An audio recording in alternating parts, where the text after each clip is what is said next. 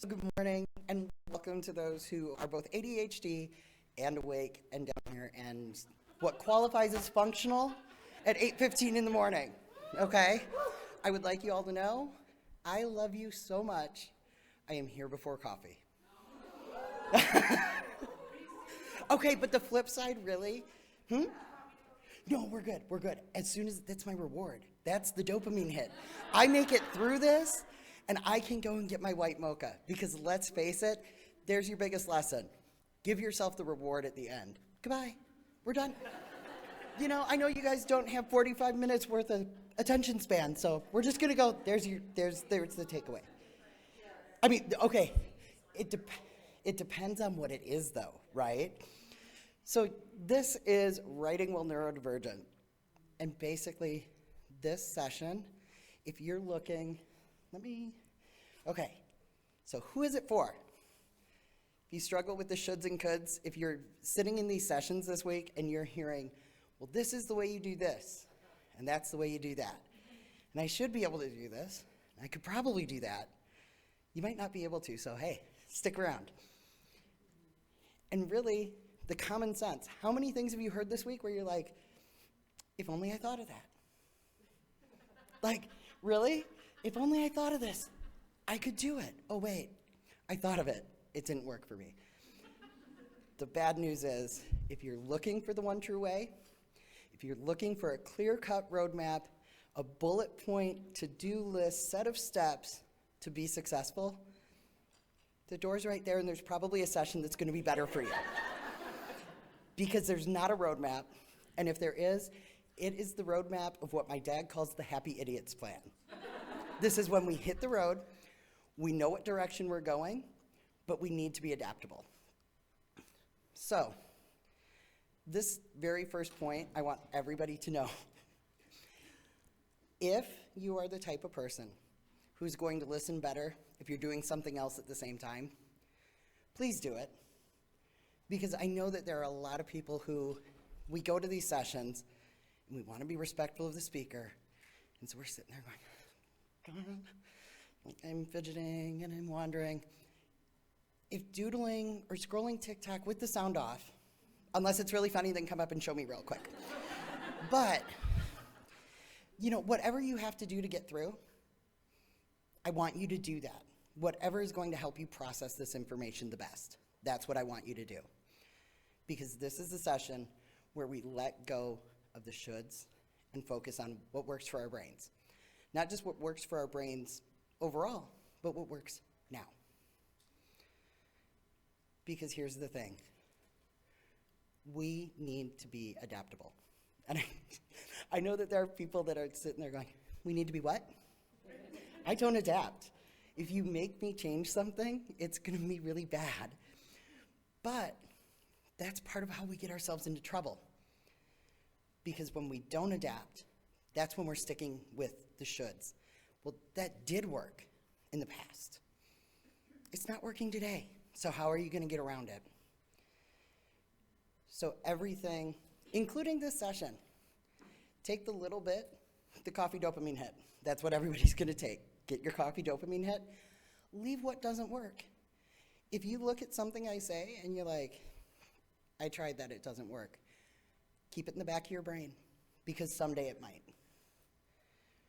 So the first thing that made a huge difference, and when I'm talking about this, I'm mostly talking myself personally and the students who I've coached. I did not go to college for this because ADHD. I took a year off that turned into 13 years off that's now turned into a lot more. I'm not saying how many years because that requires math. But the big difference for everybody that I've worked with has been figuring out what actually works. Because sometimes we rely on, well, I feel like I work better at night. I feel like I can't focus in the morning. Nope, I can't work when I'm at home. But do you know if that's what happens? I am the most spreadsheet-averse person in the world, and yet I love the spreadsheet. This is going to help you figure out what's going on, what helps me the most, what doesn't help me, What's going on? So this is not something you will do forever, but by doing this spreadsheet, and so the color coding on here is just days of the week. So we can see day 3, even though you look at it and the first thing says, new meds, feeling funky, and a bit adrift in this scene. But look how many more words I wrote that day than the 2 before. My feelings are over there in the notes, and I felt like I wasn't accomplishing things. But the data showed me otherwise. And then I'm pretty sure that last section where I wound up with 5,200 words, that all had to be in that puttering along, and that was probably about 10 hours worth of puttering, okay? Because that's literally just like, I'm stealing time, which we'll talk about a little bit. But once I saw this, I know, and you'll see on the spreadsheet, over to the left of this, there's what time was I working? What time did I start? What time did I stop? How many words did I get? So on and so forth. Because that gives me data, and then we've got the dictation, the typing, the editing. What task am I doing? How am I inputting it? Where am I working? Believe it or not, and I couldn't find the spreadsheet that had this, one of my most productive places was when I was working another job, and I was lucky. First of all, it was the coolest job in the world. You'll agree with me in a second. But I had 15 minutes every hour where I was going to be in a room completely by myself, and nobody else could come back and distract me because there were only 2 employees on at the time, and the other one had to cover the front because I worked as a Zamboni driver. Okay? Yeah. And so I had to fill the Zamboni every hour. And so during that time, it was all dictation. And honestly, nope, those are dictation in the car, because it will say Zamboni. It would say Zamboni if it was this session, if it was those work sessions. But I would just pace. And now I'm multitasking because I'm getting my steps, I'm working my paid job, and I'm writing works.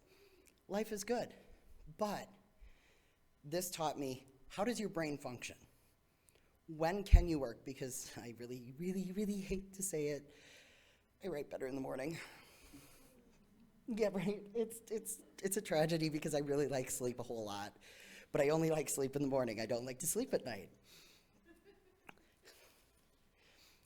So now, this is what we're kind of getting into next, is testing the variables. Don't assume that what you've been doing is what's best. Make notes of what was going on around you, how you were writing. You will see notes in some of mine that are like, because I write gay romance, okay? Starting a sex scene. I hate writing sex scenes. Really, really hate writing sex scenes. Still writing the sex scene. Oh my God, can they please finish this scene? It's going on forever. I mean, these are my notes, because that note section is literally, how am I feeling about what I'm doing? That is the only spot my feelings go, because over time, that teaches me, you really don't like writing sex scenes, But then include your start and stop times, no matter how long it is, because that's going to show you what works best. Location. I am going to get into the button chair, but where you write may not be where you write best. For some people, walking into your office and sitting down at your desk, it's like, okay, we're here, we're going to do it. Why do you think I worked best with that in the Zamboni Bay? Because that was a trigger to my brain. I'm here. I don't have to worry about distractions. It's just me and my little recorder and this circle. And the Zamboni, of course. Coffee shop. How many people think, see the whole going and being the writer in the coffee shop and this, that, and the other thing? I want to punch people. Okay, it makes me stabby because they don't understand that I'm now paying attention to their conversations. Well, I should be paying attention here. And so I quickly learned, you might want to be the writer in the coffee shop. You are not. You can be both a writer and in the coffee shop, but you cannot be a writer in a coffee shop. But then working in front of the TV. There are times when this is great. There are other times, and if I'm writing in front of the TV or anything like that, I will even include what was on the TV in those notes. because it's going to make a difference. Is it a sporting event? Something that's fast-paced? So, not football or golf, probably not baseball, but like hockey, I cannot write in front of hockey because it moves too fast and I'm constantly looking up, looking up, looking up. Whereas something else, or something that has commercials, commercial breaks are sprints, okay? Because I can either scroll this up, go through the guide and get distracted by something else and then get really ticked off because I didn't see how that other show ended. Or I can just be like, if I just write, the TV show will come back to me. And that kind of leads us into silence. And this is a big one for anybody with ADHD. Do you write with music? How many of you write with music? How many of you absolutely cannot write with noise? So most people need some sort of noise. And part of that's normal for those of us who have ADHD because, or any sort of neurodivergence. When I say ADHD, I really do mean any of it. But again, remember, I come from my place of personal experience, the people who I work with who are primarily ADHD. So please know I'm not being exclusionary. It's just, that's my brain's default. And I start to trip over my words really, really easily, But when our brains aren't typical, and really, let's face it, typical's boring, I like being neurodivergent now that I learned how to manage it, right? Because I'm like, it's fun. It's fun. You never know what's going to happen. like this presentation. I have no clue how we're going to go about all the way to the end. But what type of music works best for you? And there are going to be times where different things work better. Please, and this is another key takeaway. Don't feel like I need instrumental music, so I will always need instrumental music. The music that ticked me off the most that I liked, and you'll hear me talk a lot about the things that tick me off because it's like, I don't want to like this. That's where those things come from. The Super Mario Brothers theme music. You can find a 10-hour loop. Now let's think about this. Game producer, and it can be any game soundtrack. They're great for writing because game developers don't want you getting off the game. They have a lot of money to invest. And so they are going to invest in composing music that is going to keep your butt right where you're at with that controller in your hand until the sun comes up. They're tricky that way. But then there's other times where white noise, pink noise, brown noise, whatever, noise, that's what's going to work. And there are other times where that noise is noise. And it's just like crawling up the back of your neck. And it's not fun. So again, on your spreadsheet, write down, what type of music am I listening to? Is it working for me? Did my words per hour go down? Because again, I don't want you to look at those words per hour as this is what I'm supposed to hit. I want you to look at it as better or worse. Did it improve when I did this other thing? Did it decrease? That's all it is, more or less. I'm just not good I don't like spreadsheets. I am not good enough with spreadsheets to just have it go red and green, because otherwise I probably would have. Red light, green light. Sprints or marathons? How many sprinters? Oh, we have, Oh, wow.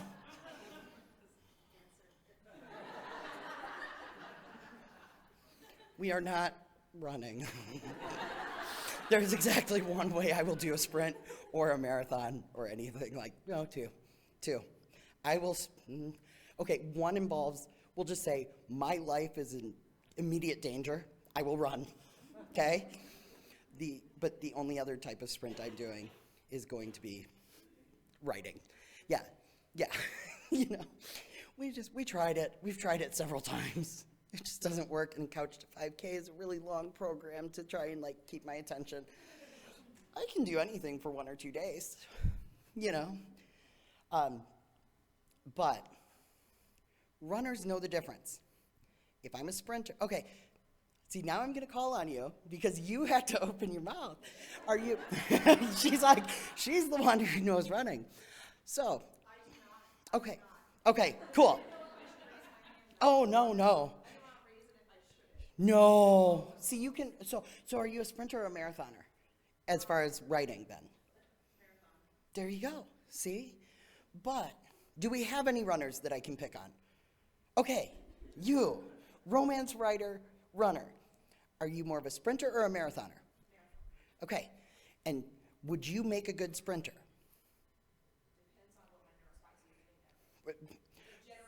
Right, but generally, I mean, because it's different muscles. It's different skills. And runners know this. And you train very differently for sprinting than you do for marathons. We need to do the same. If you are a sprinter, do not tell yourself, I am going to sit down and write for 4 hours today. Because if you're a sprinter, you are going to write for the last 5 minutes of that 4-hour block. Because I'm a sprinter, right? And I've given myself 4 hours. Or I'm going to be like, I should write, and I'm going to get 10 words. Oh, I was going to write. You give me 4 hours to write, I will take 4 hours to write. You give me 2 hours in the morning and a presentation that I have to go and give, and a deadline tomorrow. I'm totally speaking hypothetically here. Not. I can get 4,000 words done because I have a no crap moment, right? Because I'm like, I've got to be downstairs at this time. I have a full day. I'm going to be on an airplane tomorrow. The last time I was late on a deadline, my editor said, you know I love you, Quinn, but you need to get your work done so that I can get my work done. I don't want to do that to her again. Plus, it's a Christmas story, so it's not like I can be like, we'll push it out and put it out in January or something. It's good. We can't really do that so much, especially where it's okay. Y'all, this is a book I wasn't even going to write. Okay?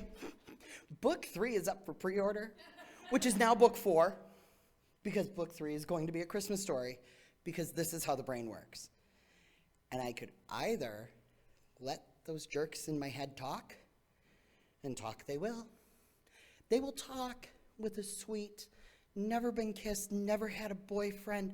I'm at like 85% of the book, and they've only kissed in a series that's steamy and kinky. I've warned my readers, we're deep in the series. This is a Christmas story. Imagine you just turn the channel to Hallmark. But this is what we have to do with our brains, right? And another thing is, if you're sprinting, just like with the runners, there are different lengths of sprints. So many times we hear people talk about doing Pomodoros.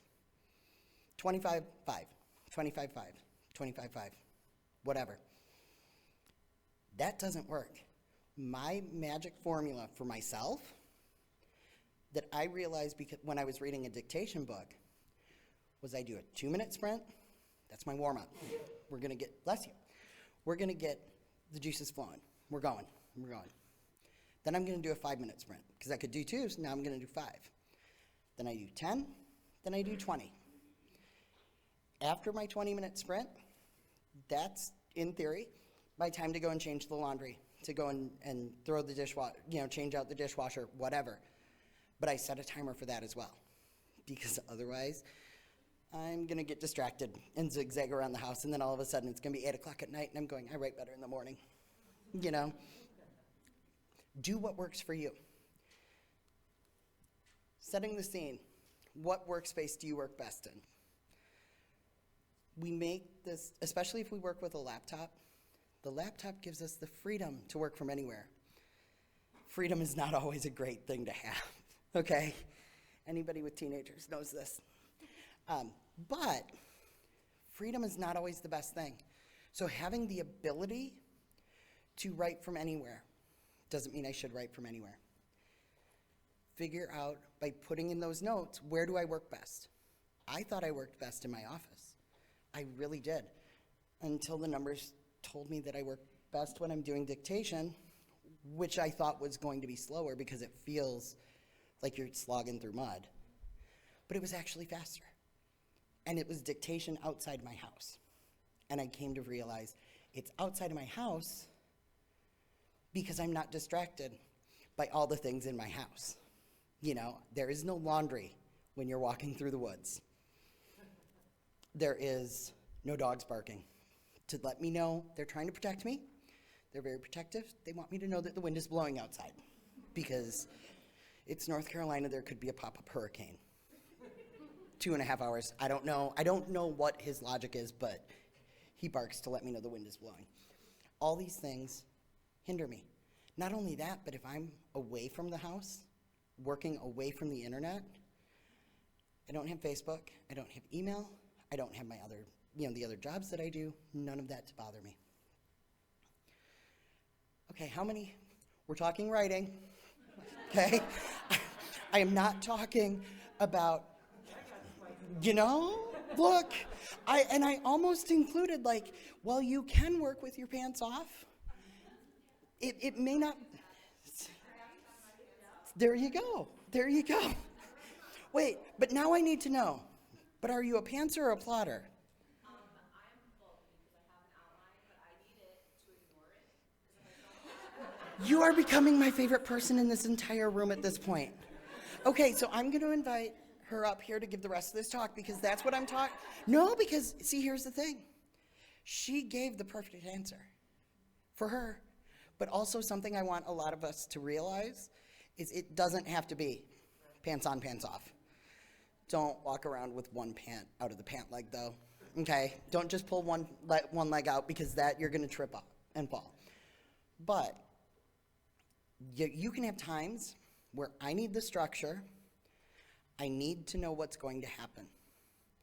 And then you have times where you let the little chaos demons go in your mind and just, let's see what happens. The characters say, hold my beer, and you're like, all right, I got this. I'm just going to sit here and dictate. I'm going to document what's going on because somebody needs to know. But then there are times where I need the outline so that I can then have the freedom to go ahead and let the chaos gremlins go a little bit. But I'm letting them go in the park, not on the freeway, because we don't want to do that. But that was, and I wish I could have found the picture. I have a picture of myself, and I'll show you after I say this, at the Hoover Dam.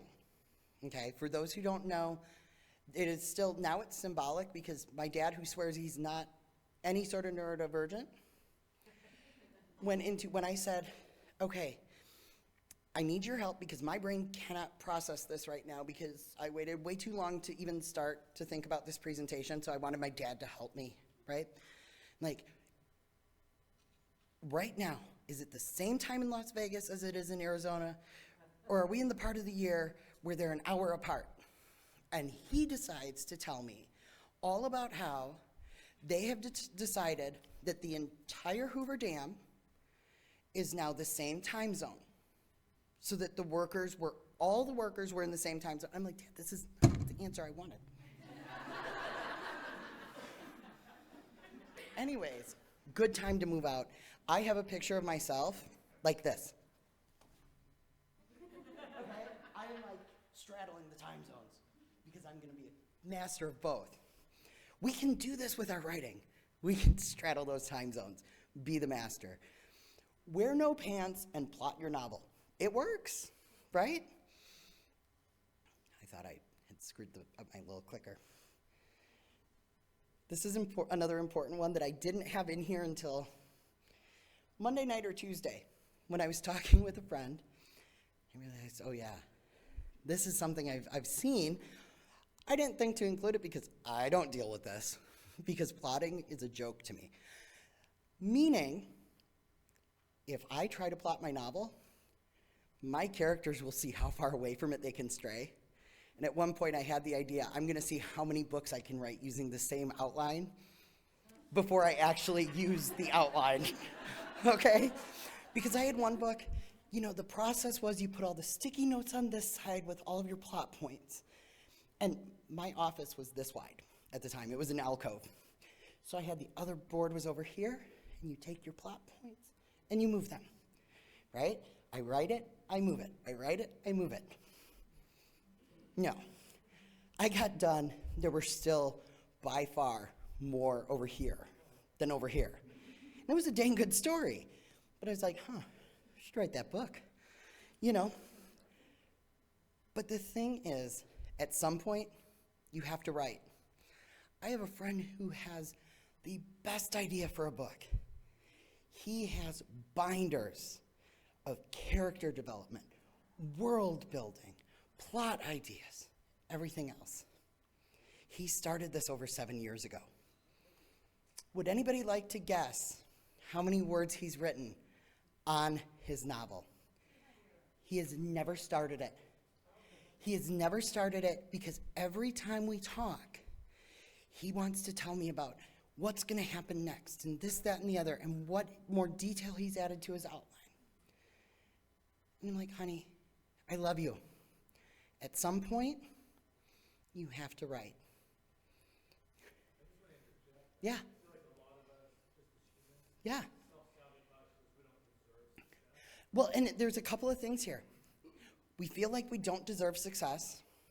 I want everybody in this room, everybody watching on Facebook, everything. You deserve success just as much as the person next to you, just as much as me, just as much as E.L. James and Britt Andrews and Sadie and everybody else, Craig, Michael, the highest earners who are here. You deserve every bit of that. But here's the other thing that when I was talking with somebody, we hit another nail. If I don't write it, I won't fail. Which is kind of the flip side there, right? If I'm just sitting, did I just attack some people in this room? I'm sorry. I did not mean to come quite so hard so early in the morning with like just the truth bombs. But that's the thing. If I don't try something new, I won't fail. And I know that my coach is going to say, can you go and listen to that again? Because we all deal with that. But there are times when planning, when trying to get things right, becomes a wall that keeps us from doing anything. They're having fun over there, too. It's a good morning. Okay. Wait, they have an open bar over there? Nobody told me I had the option of doing unlimited mimosas for our presentation because that would have been fun. The button chair myth. So this is actually what started me down this path. And it happened in Vegas. And not out there, but in here. It happened at one of the 20Books. Productivity. How many people with ADHD, especially ADHD, but any sort of neurodivergence, we need help with productivity, right? And so I went to this session because I'm going to learn about productivity. That's what I need to work on. I know it's what I need to work on. And she stood up there, and it was a beautiful presentation, it really was. And the key to success is you have to get your butt in the chair. I didn't think of that. Like, I never thought that if I sat at my desk in my chair, that if I tried to write every single day, that was the key to success, because it's not. For her, for a lot of people it is, but my coach recently told me it's okay to be consistently inconsistent. And I had to look because I always flip it around. But if you know that you are inconsistent and you quit beating yourself up about it, now you have the ability to say, cool, my brain's turned on today. I'm going to get as much as I can done because I know that there are going to be days where I can't. Which brings me to this is one of my favorite things in the world after I get to this next question, because what advice would you give a friend who's struggling? Right? Would you, if you have a friend who doesn't meet their goals, would you tell them that they're a slacker, that they're a failure, that they're not going to make it, that they don't deserve it? No. If you would, please rethink friendships. Okay.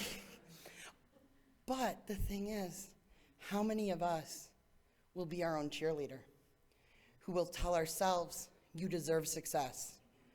Not succeeding today does not mean you failed tomorrow.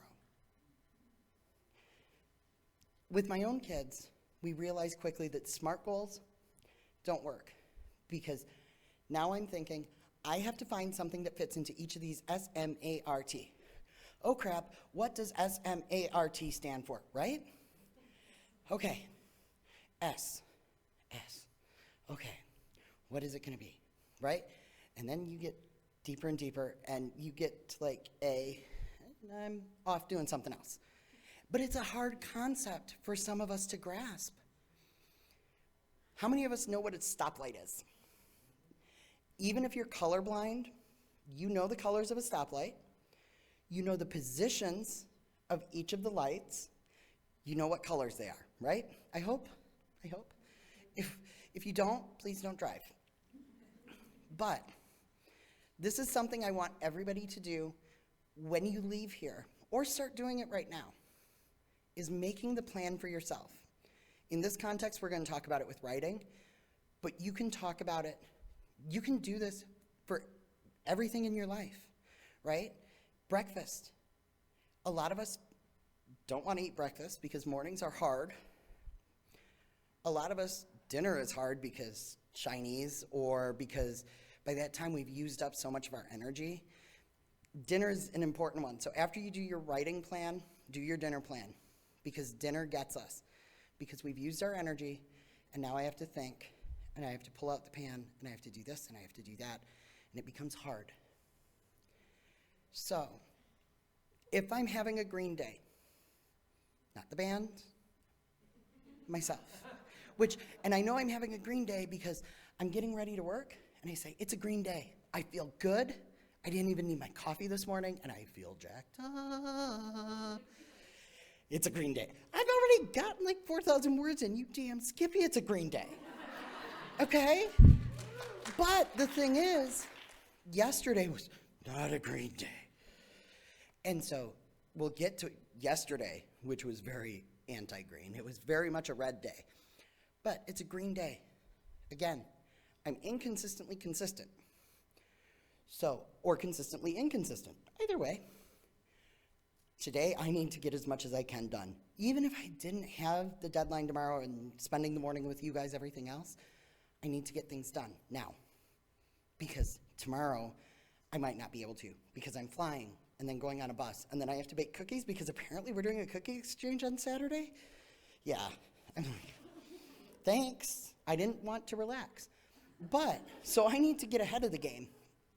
So I'm gonna write as much as I can. Every chance I get, I'm going to be writing words.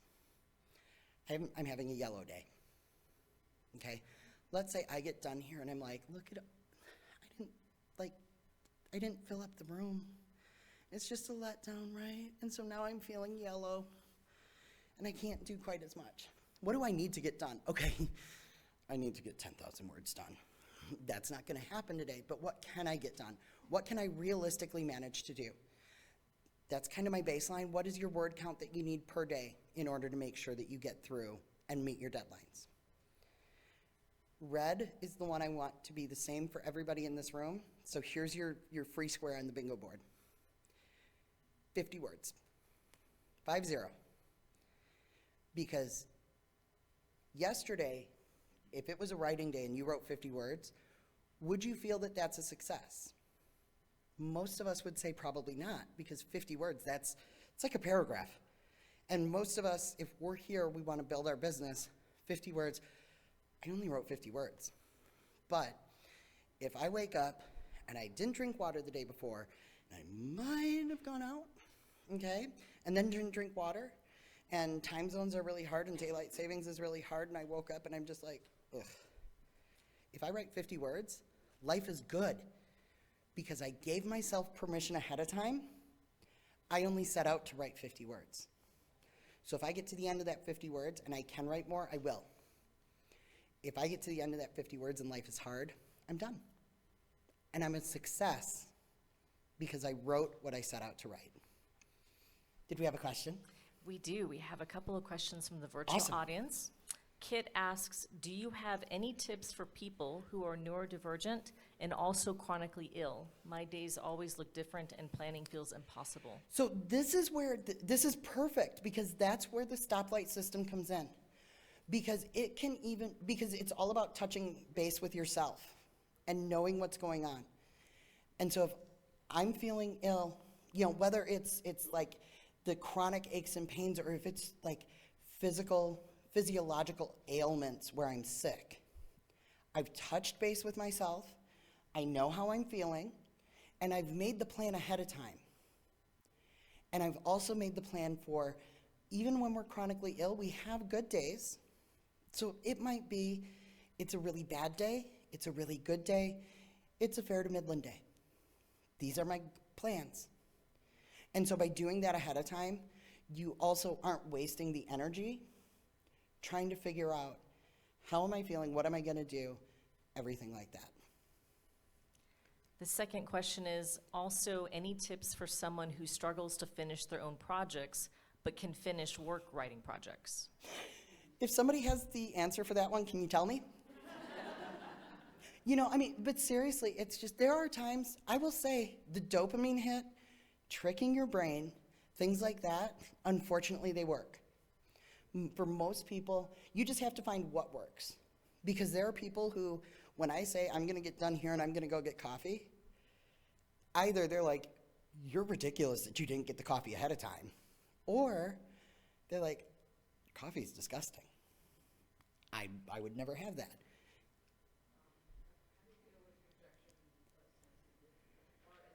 How do you deal with rejection sensitivity? My brain is an ugly liar. Okay? Seriously, I will say that to myself. My brain lies to me. I can't trust my own brain. We kind of went through that. Can I say one thing to that? Absolutely. The feelings are real. The conclusions you draw from the feelings may not be real. So like the pain and the anxiety and all that. Yes. You'll own those feelings, but remember that they're lying. Yes, exactly. They're not necessarily true. Yeah, do you want to go up to the mic and say that? Because that was really good, and I'm going to screw it up completely if I try to say your words for you, because you did that really well. Come up and do the last 7 minutes. You know, it's okay. I'm not giving it away. I'm sharing it. It's going to be a community project. Yeah, so when you have these rejection feelings and all that, you remember that the feelings are real, the emotions are real, like you are feeling sad, you're feeling hurt and rejected, but the conclusions that your brain draws from the feelings may not be real. Right. Well, and the other thing that goes along with that, because yes, your feelings are real, but again, that's where, flip the script. Instead of me feeling these feelings, what if my friend was feeling these feelings? What would I tell my friend? And write it down, because that way you can read it back to yourself and remind yourself. You know, another thing is saving, if you get a good email from a reader or something, or there's a great Facebook post where they're like just singing your praises, save that. Because then, when that RSD sets in, I can go and look at somebody else's words telling me how my book made them feel, how my work makes them feel. And it just helps you see, I'm not a failure. I'm not these things. All right? It's hard. It is a practice. But you really, like, again, own the feeling, but then process it. And if you have to, like, pretend it's somebody else that's feeling this. Because we are so much easier and kinder to other people than we are to ourselves. The voice never goes away, but it can get quieter. Exactly. Duct tape. You know. But yeah, I mean, it really is. That is the key, is that voice isn't going to go away.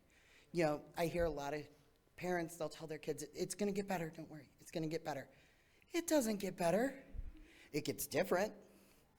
How I cope with it gets different. But nothing in life is that we never are going to find the easy button. Life is never going to be easy. And so we have to just kind of own that and figure out what are the tools I can put in the box that are going to help me with it. Yes. Do you have any tips for long-term planning? Like, I know where I want to be in like 6 months or a year, but I don't know how many green days I'm going to have in the next 6 months, or if I'm going to burn out and have a month where I don't get anything done. Right. So this kind of goes with point number 2 on here, is for some people, they can't think about. I just saw that. They can't think about that big picture. Yeah. However, and I heard, so Nora Phoenix, and it's so funny because I know her, I love her, she knows my brain, which is really kind of scary. But she covered a lot of the same stuff in her presentation. And so I went up to her after, and I'm like, so what you're telling me is, in the words of Taylor Swift, it's me. I'm the problem? She just looks at me and goes, thanks. You know, yeah, you know. But the thing is, she talks in her presentation about focus, about you have projects and tasks. Look at what your projects are, but then kind of break that down into tasks, because now I can figure out what task do I have time to put into which block as it comes. Instead of trying to look 6 months down the road and say, I need to have that done way down there. What can I do? You know, what does this week look like? What progress can I make towards it? And then make that progress. Touch base with yourself, do it again. And that'll help with some of that, because, you know, if part of the problem is, I know where I want to be in 6 months. I just know that the Happy Idiots plan does not get me there the way that I want it to. And so then I have to make myself at least somewhat of a roadmap. Thank you. Yep. Yep.